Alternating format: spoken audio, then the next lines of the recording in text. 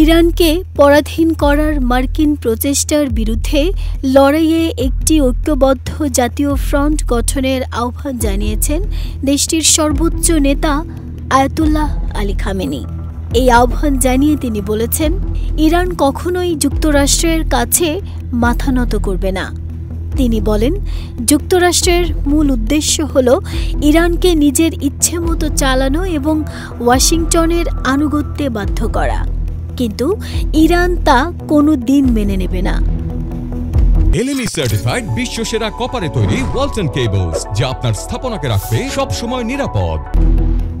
মধ্যপ্রাচ্য ভিত্তিক এক সংবাদ মাধ্যমে বলা হয়, 24 আগস্ট মসজিদে দেয়া এক বক্তৃতায় খামেনি অভিযোগ করে বলেন, গত জুনে ইরানের গুরুত্বপূর্ণ পারমাণবিক স্থাপনায় ইসরায়েল ও যুক্তরাষ্ট্রের যৌথ হামলা দেশটিকে অস্থিতিশীল করার একটি পরিকল্পনার অংশ। তিনি বলেন, যুক্তরাষ্ট্রের মূল উদ্দেশ্য হল ইরানকে নিজের ইচ্ছে মতো চালানো এবং ব্যবহার করা।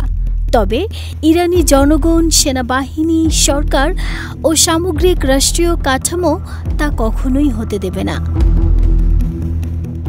খামেনি আরও বলেন, শুধু যুক্তরাষ্ট্রই নয়, বিদেশি শক্তিগুলো এখন ভেতর থেকে ইরানকে দুর্বল করার চেষ্টা করছে। যুক্তরাষ্ট্র ও ইসরায়েলের এজেন্টরা ইরানি সমাজে বিভেদ তৈরির ষড়যন্ত্র করছে বলেও তিনি অভিযোগ করেন। খামেনি মনে করেন, শত্রুর মূল কৌশল হল দেশে ফাটল ধরানো, যে কোনো মূল্যে দেশকে অস্থিতিশীল করা।